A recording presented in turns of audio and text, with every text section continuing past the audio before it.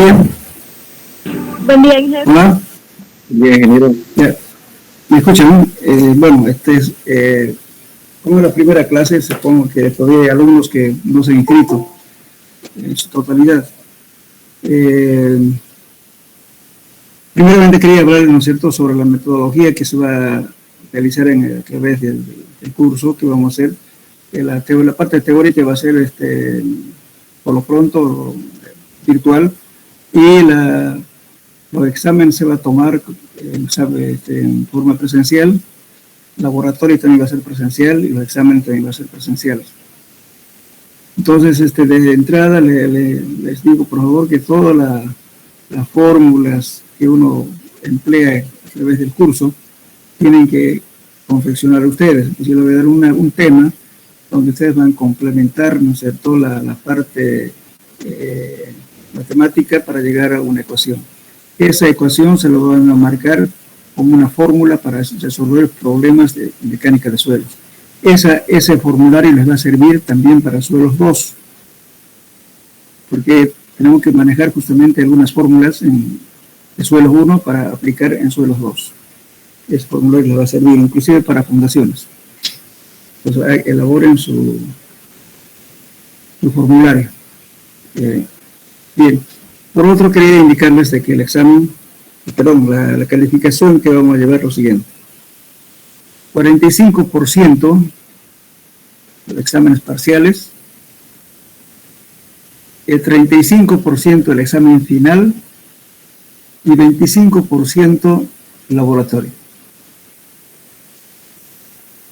En el laboratorio va a ser el 10% presentación del informe, de los ensayos que se hacen.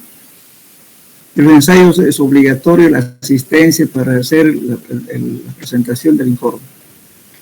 Y la parte de los 15 puntos va a ser exámenes prácticos sobre los ejercicios o los ensayos que van a hacer ustedes en laboratorio. En total, sumado los dos, hacen 25%. Entonces, sumado los tres calificaciones van a ser 100%. Del sistema que... Sí. ¿Puede repetir, por favor, la ponderación? Ya, la ponderación va a ser 45% los exámenes parciales, 25% laboratorio. El laboratorio comprende dos partes. Uno, la asistencia de teoría, la parte práctica, y la presentación del ensayo que se va a hacer en el laboratorio. Eso es 10%. Y el 15% lo evalúan en base al examen que se da justamente de los ejercicios del laboratorio. Total 100%. Lógicamente, y el 35% decía el examen final. En laboratorio tienen que asistir a clases obligatoriamente para que hagan los ensayos. Aunque sea en grupo, ¿no? Aunque sea el auxiliar o haga el ejercicio, ¿no es cierto? O sea, el ensayo, pero ustedes tienen que anotar, ver cómo se hace y hacer los cálculos correspondientes, hacer su informe individual. Lo que pasa es que en esta materia, ¿no es cierto?, ya a partir de adelante, materias, digamos así, principales, en el cual ustedes tienen que aprender a hacer informes, aunque el texto puede decir, pero siempre uno tiene la forma de presentar, de expresarse. Traten de expresar la parte técnica, digamos, no con palabras muy, muy comunes. Tampoco estoy diciendo, ¿no es cierto?, yo quiero que nadie las entienda, ¿no?, pero, técnicamente, pero que sean posible con un lenguaje técnico. ¿Están de acuerdo ustedes con el puntaje que se le vamos a dar o no? Es un compromiso reclamando.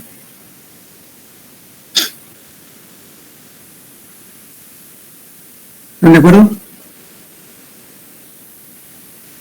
Hola. Sí, ingeniero. Sí, ingeniero, sí. Positivo. Ya. Entonces, como ven, es fácil aprobar la materia porque tienen parciales 40, el laboratorio pueden asegurar 20 puntos, de entrada tienen 20, y solamente para aprobarlo no les falta mucho. Bien, hay otra cosa que quiero decirles, ¿no es cierto? A mí no me gusta obligar la asistencia, porque ustedes vienen a aprender, quieren hacer algo en la vida, bueno, cumplan. No me gusta estar coercionando para que la gente asista a clases, que eso no, por favor. Aquí la persona pone su voluntad porque para eso estudia. No es necesario hacerlos de acuerdo ni estar amenazando con que si no les aplazo, no. Yo se lo pongo en la materia que saca. Si es 0, 0 se lo voy a poner. Si saca 100, 100 se lo pongo. Tampoco me gusta hacer preguntas capciosas, como se dice, ¿no es cierto? Trampitas, no me gusta hacer eso. Vamos a dar todo el examen en base a todo lo que vamos a llevar durante el curso. Si queda claro, por favor. Cuando ven por aquella persona que no vino al examen, tiene 0. Después que me venga, después de otro día que me enfermé, que mi señora estaba embarazada, que mi mamá se murió, no me interesa eso. Eso es, antes del examen el examen se lo pongo su 0. Por favor, le estoy diciendo de antemano. Hay mucha gente que ve que el examen es... primero ve primeramente si el examen era fácil o cómo. Después de sí pide, ¿no es cierto?, un examen que le tome él, no, tampoco es correcto. Si debo dar una oportunidad a un alumno, entenderlo todo. Eso se trata, ¿ya? Bueno, por otra parte, más que todo, hablando un poco de... Sí, le escucho. Ingeniero pregunta. Solo un parcial. Sí, diga. Vamos a tratar de hacer 2 parciales. Muy bien. 2 parciales. Todo va a depender, pues, de la normalidad del semestre, ¿no? Y también que ustedes, muchas veces aparecen muy poca gente, pero ahora voy a pasar, si es uno, con uno voy a pasar. Así que, por favor, traten, digamos, de asistir a clases. Hay mucha gente que no asiste. Muy bien, ahora, como le digo, la presentación de informe, hagan individuales con su propio lenguaje. Así tengan los mismos datos, porque el ensayo no va a fallar. Si hacen en grupo, va a ser lo mismo. Pero la forma de presentar, dar su conclusión, dar su observación, es criterio de cada uno. Vayan aprendiendo a hacer informes reales. ¿No? Porque después, cuando ya salen profesionales, no saben ni siquiera escribir libros de órdenes. ¿Saben qué es un libro de órdenes, jóvenes? No, Hola. Si no saben, me van a preguntar. Aquí venimos a aprender, incluyéndome yo. Si tengo algo malo, dígamelo también. Yo no me voy a enojar. ¿Qué es un libro de orden? Supongamos que estamos haciendo un trabajo. Muy bien. Entonces se hace mediante un notario, se apertura un libro, ¿no es cierto?, en el cual vamos a tener una relación por escrito, ¿no es cierto?, con lo que vamos a decir durante la ejecución del trabajo. Otra cosa que le iba a decir antes, disculpen un ratito, por favor, 10 minutos, por favor, no me moleste, ¿ya? Así que acostumbramos a ser cumplidos también. Igual de mi parte, espérenme 10 minutos, si no, me mandan a la lona. Si hay cualquier cosa, uno avisa con tiempito, ¿no? Pero normalmente vamos a hacer eso, por favor, también somos muy incumplidos.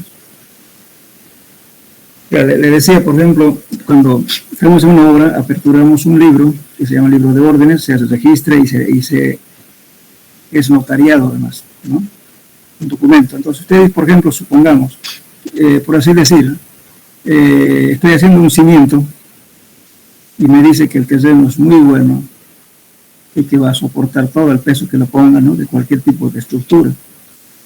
Eso me dice el proyecto. Y lógicamente suponiendo, ¿no es cierto?, de que cuando ya estoy ejecutando el trabajo, no es lo que dice el proyecto, no encuentro ese material, digamos que sea un suelo muy malo, que no puedo asentar un un cimiento, no solamente cimiento, también una carretera o hacer un camino. De repente tengo que cambiar material. Entonces, ¿qué hago? Solicito, ¿no es cierto?, en el libro, digo, señor, el supervisor de tal obra, tanto, requiero, ¿no es cierto?, que usted verifique el tramo de tanto a tanto que no coincide con los datos, ¿cierto?, en el proyecto. Y por consiguiente, debo realizar un cambio de material. Entonces, ¿qué hace? Con eso le mando una nota, entonces el otro le dice, sí, verificaré tal cosa que ya le conteste al supervisor o al fiscal. Una vez hecho eso, dice, muy bien, sí, efectivamente, ¿no es cierto?, el suelo que usted menciona es correcto, que no está como está en el proyecto, entonces se autoriza el cambio del material. Entonces, como está autorizado, entonces además usted va a presentar, autoriza el cambio de material, pero le va a decir, bueno, presente el costo de ese cambio. Le va a presentar y tanto. Le dice el costo tanto. Muy bien. Entonces, está aprobado por el fiscal. Está firmado, sellado. Eso le garantiza a una persona a cobrar, si en caso, en último, ya en el ajuste de cuentas, no le quiere pagar el señor, aquí está el libro de órdenes, ha sido aceptado y por tanto se hizo el cambio. Y con eso hace la planilla para que le paguen. De repente se peleó con un supervisor, o de repente se discutió algo, o no le gustó la cara. Bueno, si no quiere hablar con él, no habla. Directamente escribe en el libro. El libro es sagrado. Por eso a veces hay gente que no sabe ni siquiera expresarse en el libro, ni sabe pedir. Es importante por eso que ustedes vayan aprendiendo a hacer informes individuales y mejorar su escritura, su caligrafía y ortografía. Hay gente que no sabe expresarse. Y la mayoría de los ingenieros somos así, nos hemos olvidado al leer libros de cultura general. Nos abocamos solamente a la materia y punto. Y a la computadora ordenamos que nos corrija los errores que están mal escritos. Entonces eso no, por favor, traten de tener cuidado porque a veces hay gente extranjera o inclusive gente del interior, ¿no?, que agarra un estudio, un proyecto que he hecho por aquí, por los cruceños, y a la gente lamentablemente le gusta jactarse de los errores. Le ponen con rojito, están poniendo la letra con letrita y le van a decir, mediante una nota a favor, cambiar esto en tal página, esto debe decir esto. Entonces ya queda uno mal, como si no supiera escribir. Eso está mal. A los ingenieros justamente nos pasa eso, hay que repetir, volver a escribir, qué sé yo. Eso mismo ocurre a todo nivel, fíjense. Por ejemplo, lo que hacen los jueces. Si ustedes leen de un abogado su escritura, un montón de errores ortográficos. Y eso conlleva justamente a una discusión que para que nunca acabe el juicio, eso se llama chicanería. A veces a propósito lo ponen la falla. ¿Para qué? Para que el juez diga, no, está mal escrito, le faltó, no dice esto, no se entiende. Entonces ya piden otro placito. Y así sucesivamente nunca acaba el juicio. Es lo mismo, las trampitas que se hacen. En la parte técnica no hagan eso porque uno queda mal como profesional. A veces, muchas veces los informes van al extranjero, porque siempre tienen que buscar plata de otra parte. Por eso aprendan a hacer sus informes bien hechos, individuales, sin engañarse. Los datos que van a hacer en el laboratorio son los mismos, porque están haciendo la misma muestra. Pero la presentación es diferente. El criterio de cada uno. Aprendan a hacer, porque si uno comete un error en la universidad, no incide tal vez en la nota, pero no incide en lo personal ni en lo económico. Pero si es un trabajo real, sí le va a afectar la parte de economía y su prestigio. Eso tal vez está de más mi recomendación, pero eso ocurre con profesionales ya que están trabajando, aún tienen esa falla. Y tenemos, no debo decir que no, todo el mundo tenemos ese tipo de falla. ¿Por qué? Porque nos dedicamos más a la parte técnica y nos culturizamos un poco. Por eso. Bueno. Está claro entonces nuestra calificación y todo lo demás, ¿verdad? Siempre en Si ustedes hacen un trabajo, por ejemplo, supongamos, el auxiliar o quien sea les va a dar la metodología del ensayo, supongamos, en el informe, pero pongan bibliografía. Igualmente, a través del curso les voy a dar varias preguntas para que ustedes amplíen la información que les estoy dando. Temas de investigación y también un repaso de geología. Entonces, cuando ustedes me respondan las preguntas, siempre acostúmbrense a colocar fuentes de información. A veces, si ustedes copian de alguien, pongan comillas, ¿no es cierto? Pueden transcribir, pero pongan abajo fuente de tal persona. Si ustedes no ponen eso, están cometiendo un plagio. Están expropiándose de una autoría de otra gente. Y eso es malo, que lleva inclusive a juicios, ¿no?, sobre este tema. Siempre hay que poner de dónde copió. No está prohibido copiar, pero así referimos a las fuentes de información. Bien, entonces está claro, ¿no es cierto?, lo que estoy hablando. Ingeniero, pregunta. ¿Sí? Pregunta. ¿La materia no va a entregar algún PDF? Bueno, hay un texto, bueno, este diapositivo que les estoy mandando, que les voy a enviar, pueden, si quieren ustedes grabarlo. Lo que pasa es que le falta un poquito de colección y no he tenido el dinero para poder publicarlo. O sea, es un pequeño libro que saqué y no he podido imprimirlo y editarlo. Pero en forma de texto, de las mismas cosas, solamente que aquí amplía un poquito más, lo tiene en la fotocopiadora de Elías, que está en el módulo, antes era 214, ahora le han cambiado el módulo, no sé cómo se llama, frente al laboratorio de ingeniería civil. Está una fotocopiadora debajo de las escaleras. Ahí, inclusive está el manual del laboratorio también.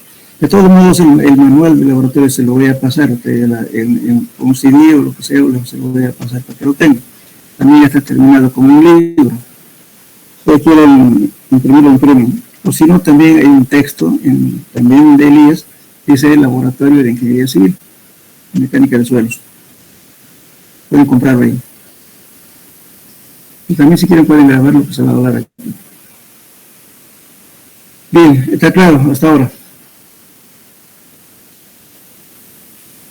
Bien, entonces, ahorita todavía creo que hay plazo de edición de materias, creo, ¿no? Entonces, seguramente no están todos los compañeros todavía inscritos y no están participando en las clases. Entonces, vamos a hacer ahora un pequeño repaso y la introducción a la materia. Si tienen algo que decirme, por favor, pueden tener la libertad de preguntar o opinar o algo. Lo escucho.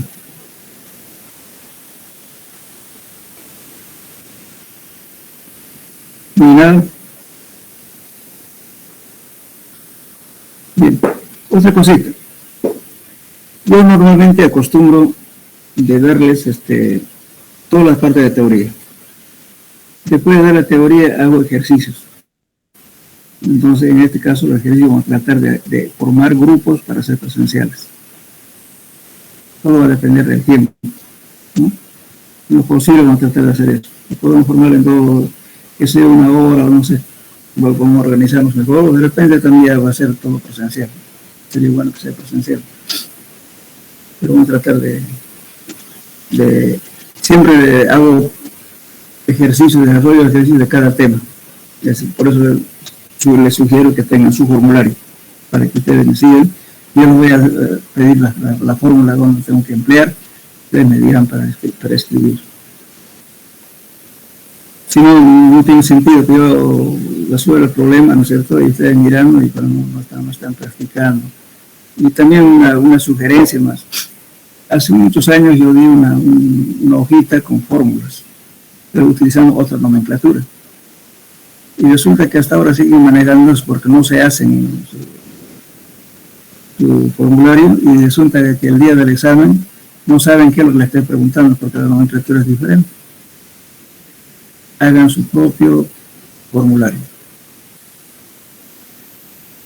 Bueno, entonces entraremos al tema. Como ven aquí, este dibujo que ven acá, es un equipo para hacer perforación con corona de diamante, pero a su vez tiene también una parte para hacer el ensayo de SPT. Ven acá, entonces, este equipo consiste en lo siguiente, tiene una velocidad de caja cuarta, ¿no es cierto? Pudiendo, digamos, dar la 200 revoluciones por minuto hasta 4000 revoluciones por minuto. Entonces podemos hacer el ensayo de CPT para golpear mediante un guinche, o también podemos hacer con brocas de corona de diamante para cortar piedras o rocas para poder sacar los núcleos y estudiar, ¿no sé qué, cuál es la formación litológica del suelo. Entonces nos permite hacer esos dos tipos de ensayos. Bien, entonces ahora vamos a hacer antes de entrar al tema en sí, voy a hacer primeramente un repaso de geología. Y también les voy a mandar las preguntas como tres prácticos que van a hacer ustedes como un repaso de geología. Y entonces le voy a mandar las preguntas a través del auxiliar. Bueno, entonces, a ver, vamos a hacer un repaso. Me va a contestar un voluntario. Según ustedes, ¿qué significa suelo? ¿Qué es un suelo?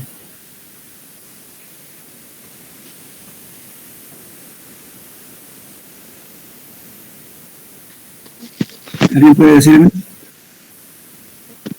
Es la superficie de la corteza terrestre, que comprende de varias capas.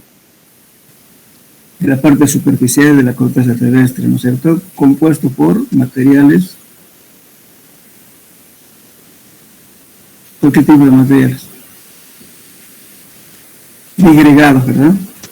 Dando origen, ¿no es cierto?, a los suelos, que es la roca madre, ¿no es cierto? Y también podemos tomar en cuenta que como origen pueden ser también las partes orgánicas, como son las plantas.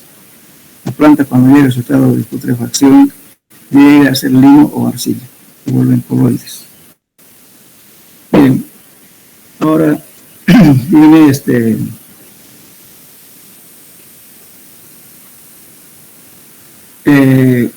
vamos a hablar de un perfil geotécnico o perfil de subsuelo.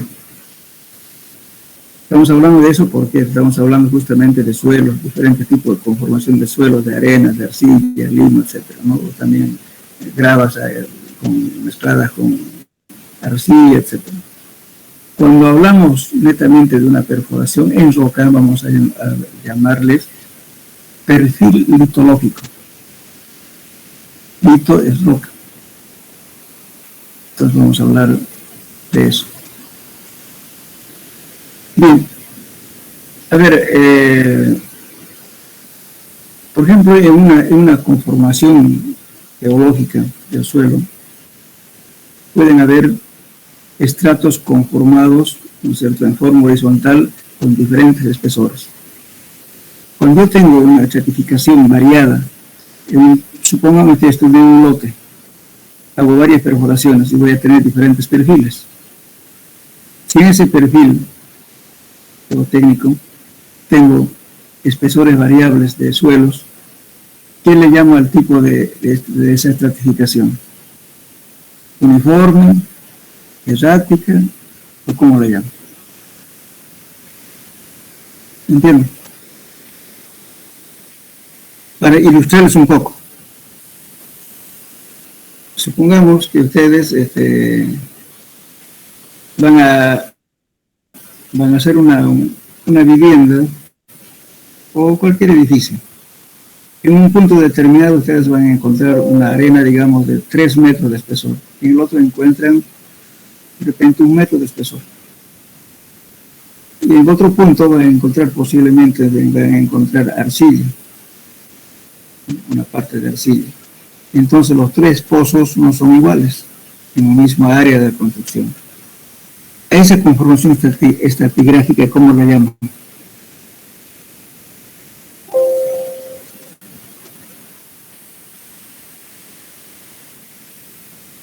Que sería un suelo discontinuo. Exacto, una conformación estratigráfica errática. ¿Okay? ¿Por qué? Porque es un diferente tipo de suelo. ¿Y qué importancia tiene ese tipo de suelos para hacer una estructura?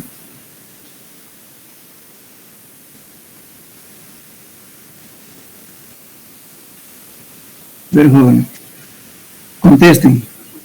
Aquí no hay críticas. Estamos aprendiendo.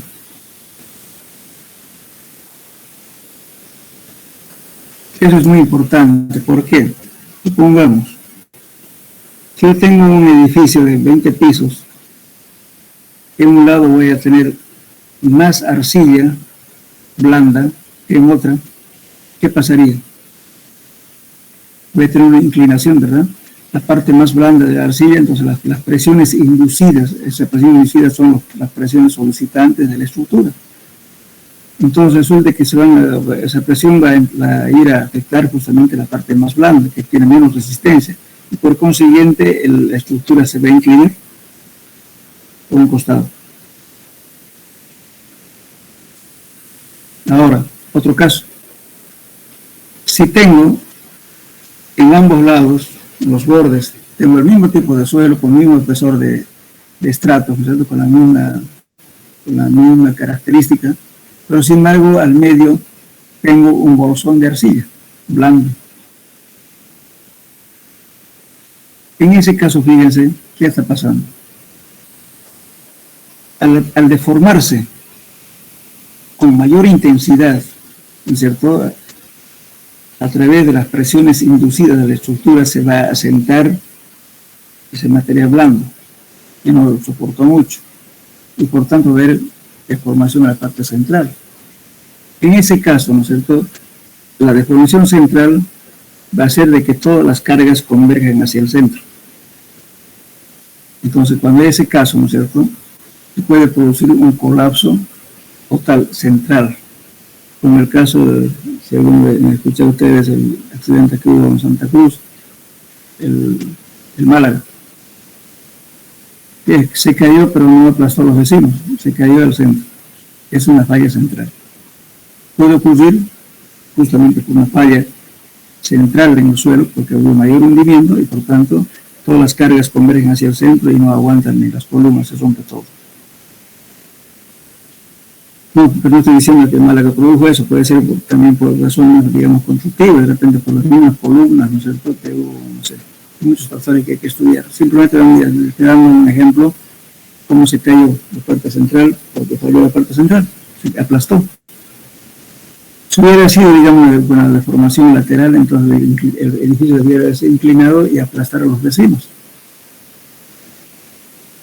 Ahora, ya hemos visto dos tipos, digamos, de comportamiento del suelo, ¿no es cierto?, en función de la formación estratigráfica del suelo.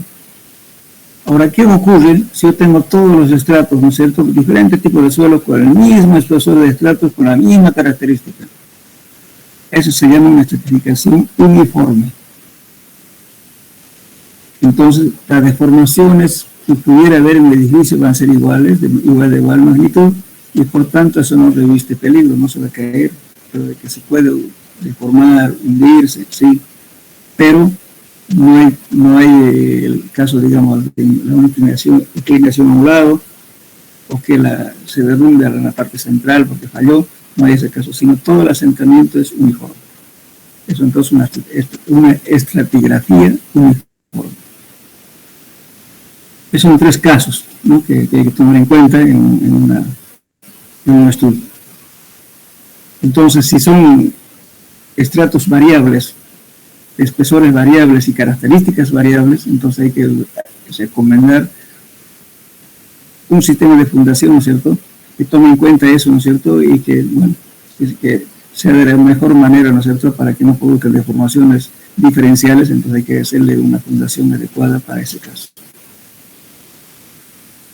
Por eso es importante los sondeos que se hacen, ¿cierto?, en un terreno para ver qué conformación tiene. No es conveniente en ningún caso solamente hacer un agujero. Y mucha gente, no, hágame una perforacióncita nomás porque mi casita es chiquitita. Pero puede ser que una esquinita, no sé, lo tenga, usen los manos y la parte donde he hecho el estudio será bueno. Entonces va a decir, bueno, voy a poner zapatitas de tanto, pero sin embargo, al tiempo va a venir, se le va a rajar la casa o se le va a hundir. Entonces ya varía. ¿Por qué? Porque justamente no estaba bien calculada las fundaciones. En edificios grandes peor. En carreteras también, que tienen mucha importancia. Entonces, en carreteras, si hay un suelo malo, en forma puntual, que se debe, hay que sacar ese material y cambiar con otro.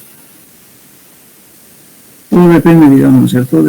Por eso es importante la exploración que se haga en un trabajo, para una obra, tiene que ser la mayor cantidad posible mejor.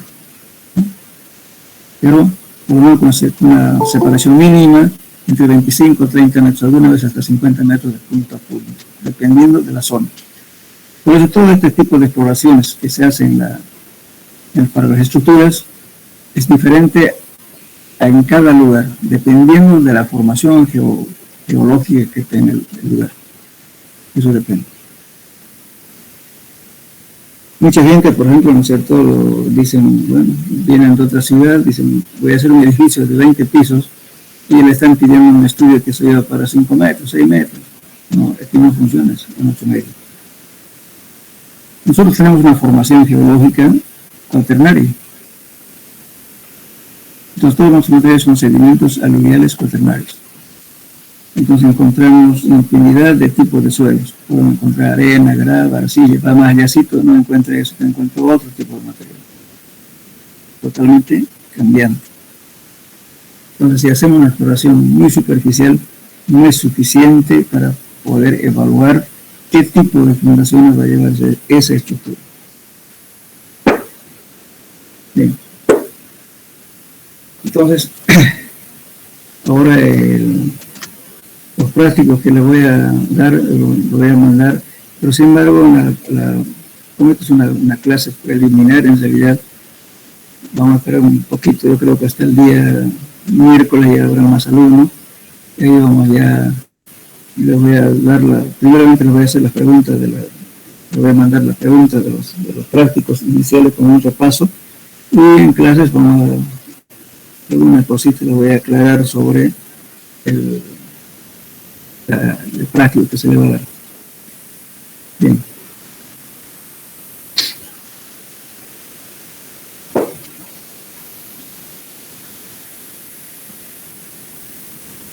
A ver, otra pregunta. Sí. Una preguntita antes que haga usted. Hola, ¿me escucho? ¿Ahora me escucha? Sí, le escucho. ¿Cada cuánto metros hay que hacer la perforación? ¿Eso me dice? Sí, por favor, es que no escuché bien. Estoy. Por ejemplo, en nuestro medio, estoy hablando de la ciudad de Santa Cruz. La ciudad de Santa Cruz tiene dos formaciones geológicas. Fíjense, todo el mundo conoce Santa Cruz. Si nosotros nos vamos, por ejemplo, del Carretón para este lado, ¿no? Estoy hablando del río de Uruguay, un poquito más acá, esa formación vamos a encontrar una formación cuaternaria, generalmente por limos, arcillas y gravas a mayor profundidad, ¿no? Entonces todas las aguas drenan hacia la cuenca del río Piraí. En cambio, de ese punto para el otro lado es una formación que va cambiando, ¿no es cierto?, porque ya viene la estribación del Chaco. Y todo el escurrimiento de las aguas va hacia la cuenca del Río Grande. Son dos cosas diferentes. ¿Ya? Entonces, lógicamente que la formación geológica que tenemos en Santa Cruz, por ejemplo, ¿no es cierto?, cuando viene un turbión, siempre tiende el agua a venirse, ¿no es cierto?, hacia este lado. ¿Por qué? Uno, por la formación geológica, y otro, ¿por qué? Por el efecto de coriosis, ¿no? Pero fíjense, debido a la rotación de la Tierra, siempre, ¿no es cierto?, la mayor empuje del agua va a ser hacia la ciudad de Santa Cruz y no hacia Urubú. Entonces, hacer, por ejemplo, excavaciones en esas zonas, digamos, que están a las riberas del río Piraí, a veces es peligroso. Entonces, siempre el agua tiende a venir, ¿no es cierto?, a su curso antiguo, dependiendo del ciclo hidrológico, a veces ocurre 25 años o 50 años. Hay una tendencia de retornar los cauces hacia ese lado. Ahora, hacia el río, hacia Urubú no va a haber ese caso, porque es otra formación geológica. Nosotros estamos justamente en una intersección geológica que se llama Chaco-Peniel. Ahora, si nos vamos ya hacia el lado del Río Grande, las formaciones geológicas son de otra característica. Realmente está por arcilla y limos, ¿no? Casi toda la planicie. En cambio, a este lado del centro de la ciudad para allá son más arenas, limos y intercalados por arcillas. Si entramos en mayor profundidad, por ejemplo, en la zona de, ustedes conocen, de Equipetrol, donde está el edificio de la Riviera, pues esa zona, a partir de unos 20 o 30 metros, ya existe un suelo que son las estribaciones del Chaco. Arcilla dura y arena dura, compacta. Eso ya es una formación terciaria. Encima está el cuaternario. En algunos lugares todavía de la ciudad de Santa Cruz, todavía se puede encontrar vegetación que está en estado de putrefacción. Los 9, 10, hasta 14, 15 metros todavía encuentran árboles que se sientan pudriéndose. Por eso no es conveniente en toda esa zona de Equipetrol, Villarrígida, hacia el norte. Ha sido paleocauce del río Piraí. ¿Qué quiere decir paleocauce? Un ex río Piraí. Entonces ustedes pueden encontrar troncos inclusive enterrados. Y si usted hace un edificio sin haber hecho un estudio adecuado, bueno, está con el peligro de que de repente ha puesto una zapata justo donde hay un palo podrido, abajo, donde las presiones se traducen hacia el interior del suelo, se transmiten hacia el interior del suelo, lógicamente pueden producir fallas en la estructura. Entonces, en la ciudad hay que ver, ¿no? Lo primero que, al menos yo, lo primero que pregunto es en qué parte, para que le estudie y le diga la profundidad aproximada del trabajo. Así está nuestra ciudad. Ya. ¿Alguien más quiere preguntar algo? Me preguntaba el joven al final, pero no le contesté. Por esa misma razón, la separación de pozo a pozo no debe exceder más de 25 metros. En lo posible, estructura estoy hablando. De repente en calles podemos hacer cada 50 metros o cada 30 metros, pero no más tampoco. ¿Por qué no es importante, por ejemplo, hacer, por ejemplo, en las calles? A veces la alcaldía hace un agujero cada cuadra y eso no está bien. Cuando hay asentamientos humanos, generalmente las calles no son pavimentadas, a no ser que sea una urbanización nueva donde pavimenten de entrada, pero que son calles de que van creciendo poco a poco la población. Entonces, frecuentemente se hacen pozos de suelo y luego se van haciendo una especie de laguna y lo van rellenando con basura, con todo lo que puede el vecino para poder pasar esa acumulación de agua. Bueno, con el tiempo queda tapado, pero cuando están haciendo la apertura para hacer las calles aparecen las basuras. Entonces eso justamente no se ha detectado durante el estudio de suelos. En el proyecto no está contemplado ese basural que había y que está enterrado. Pero ese basural que está enterrado va a costar harta plata. ¿Por qué? Ahí voy a pedir justamente en los libros de órdenes que le estoy hablando, voy a pedir el cambio de material porque tengo que botar basura para hacer otro material para cambiarlo. Entonces estoy haciendo un préstamo de material. ¿Y eso qué me va a costar? Sacar el material que no sirve, llevarlo ahí a botarlo por un lado, pues estoy gastando en excavación y corte. Ahora, para llenar ese agujero, hice, ¿no es cierto? ¿Qué voy a hacer? Voy a comprar material de buena calidad y voy a pagar transporte para traerlo al lugar. Ahí voy a rellenar compactando. Y tiene otro costo. Entonces, por eso, en los bienes de tierras, cuando hay ese tipo de casos, se calcula, ¿no es cierto?, el volumen de excavación, el volumen de transporte del material y el volumen de transporte y la tierra para poner compactando en el sitio. Son 3 volúmenes diferentes. Entonces, cuando no se contempla estos costos, a veces estamos fregados porque supongamos que ustedes, si en algún caso no se contemplaba, pero dice, bueno, llave en mano, cuando llave en mano usted le dice, muy bien, no hay tales cambios, ¿sabe cuánto usted tiene que poner? Un riesgo, ¿sí?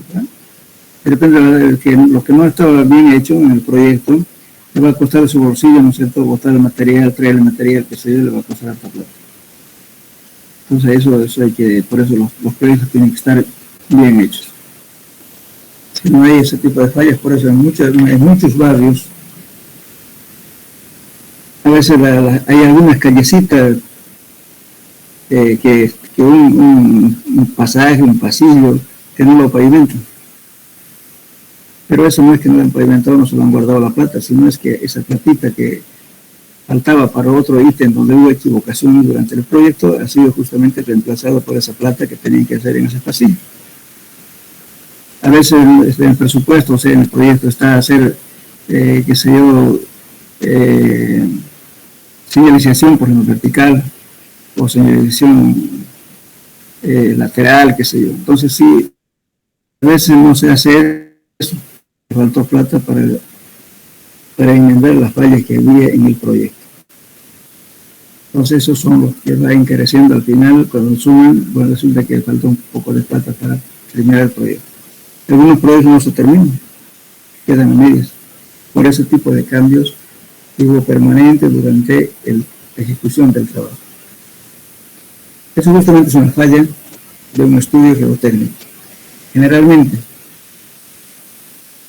la gente es renuente, inclusive algunos ingenieros igualmente. Dicen, bueno, solamente para aprobar el plan regulador a ganar 2 perforaciones de 6 metros para una vivienda que sea de 5 pisos, eso es irrelevante.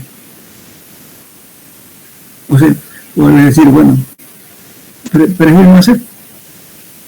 ¿Cómo garantizar con una perforación de 5 metros, un edificio de 5 pisos? Las presiones que se cargan sobre eso, ese lugar, es bastante grande. Entonces, tengo un suelo malo, se lo va a hundir. Y después va a venir el tipo de decir, usted no ha hecho bien el estudio. Pero hay mucha gente que no entiende el tema. Nosotros estamos, repito, en una zona de suelos cuaternarios aluviales. Ex río Piraí. Alguna vez hace miles o millones de años, seguramente pasaba algún río por esta zona. Bien.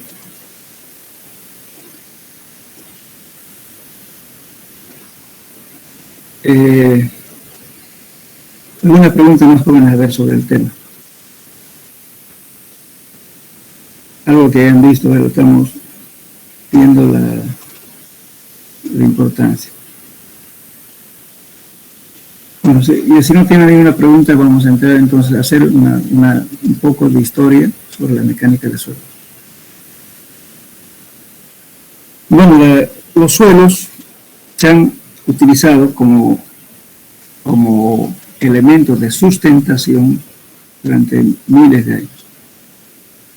Elementos de sustentación, lógicamente, para soportar estructura, no hay estructura que esté en el aire, todos están apoyados en suelos. Entonces, el hombre aprendió a utilizar el suelo como base de sustentación, a veces ya empezó haciendo mejoramientos, sobre todo de suelos, diferentes culturas, por ejemplo, ¿no es cierto? Los chinos, por ejemplo, ¿qué han hecho? Han hecho la famosa muralla china hace más de 5.000 años, creo que es. Y bueno, han empezado justamente a estabilizar suelos, porque tenían que atravesar pantanos, laderas, excavaciones, han empezado, digamos, inclusive a usar otros materiales, ya fabricaron ladrillos en serie, ahora la argamasa o lo que llamamos mortero, ¿no es cierto?, utilizaron ya con otra tecnología, en fin, para poder hacer la muralla. Y bueno, y también en diferentes culturas, ¿no? Los romanos igual, Los romanos lo primero que hacían para conquistar una población, hacían la logística, que era hacer caminos, que hasta ahora persisten de caminos romanos de esa época, donde abastecerse de alimentos, donde descansar los soldados, en fin. Entonces hacían primeramente sus vías de acceso y luego recién atacaban, digamos, las poblaciones para dominarlos. Y así en todo lugar, ¿no? Realmente hablando ahí de la cultura, digamos, latinoamericana, los aztecas también tenían carreteras, tenían caminos, edificaciones. Realmente la gente, digamos, de los descendientes de los incas también, habían canales de construcción, ¿no es cierto?, con revestimientos de arcillas. Cuando llegaron los españoles había un sistema de regadío en las laderas, que hasta ahora persiste todavía en Perú, en parte también en La Paz. Eran sembradíos, ¿no es cierto?, en laderas, aprovechando las aguas de lluvia, y llegó por canal. Y los canales, ¿no es cierto?, que unían muchas poblaciones, casi tenían alrededor de 5.000 kilómetros de canales con revestimiento de arcilla. Igual cuando llegaron los españoles, no dejaron casi nada, porque destruyeron para decir, bueno, que aquí vivían salvajes. Eso es toda la historia. Entonces el suelo se utilizó sin una, digamos, técnica, tecnología, sin una disciplina, digamos, ¿no es cierto?, científica, no solamente como material de sustentación. Posteriormente, lógicamente, con el desarrollo de la tecnología, ya vienen, por ejemplo, ¿no?, aparecen los trenes, y para hacer ferrocarril ya surgió un problema, por ejemplo, de derrumbes, deslizamientos, cortes, túneles, etc. Entonces empezó a aplicarse ya toda, digamos, la técnica, ¿no es cierto?, aplicada a la física y las matemáticas, ¿no?, para dar justamente soluciones a los problemas que estaba produciéndose justamente la construcción de ferrocarriles. Y luego aparecen los vehículos, ¿no?, que utilizan carreteras también. Empezaron a construirse vías de carreteras y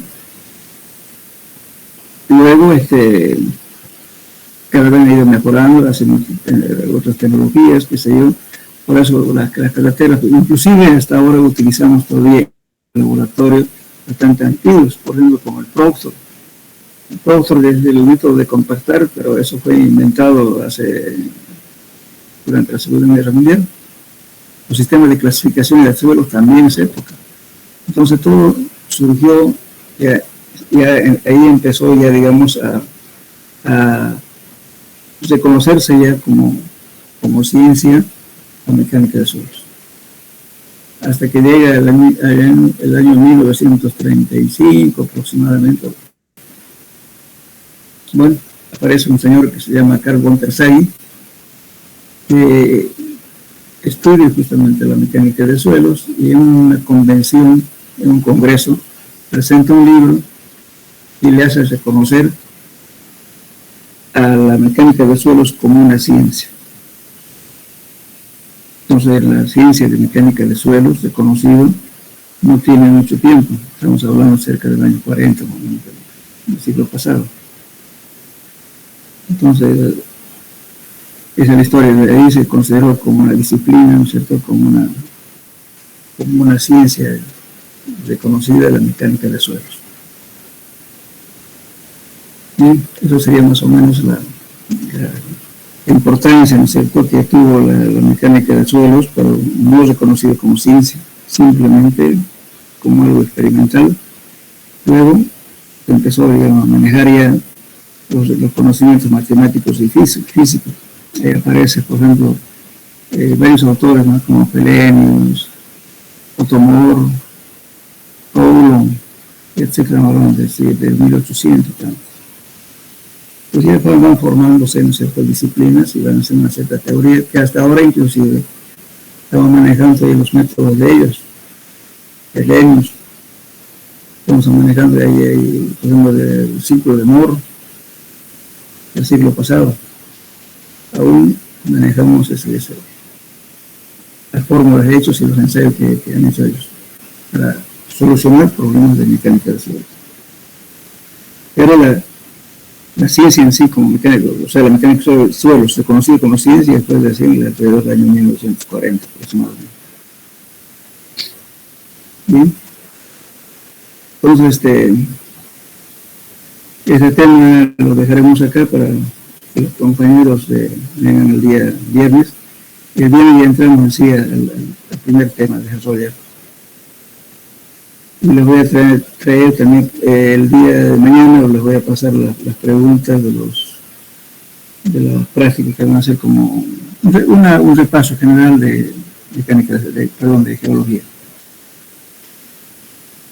Bueno, en eso quedaremos, jóvenes, entonces, hasta el día miércoles.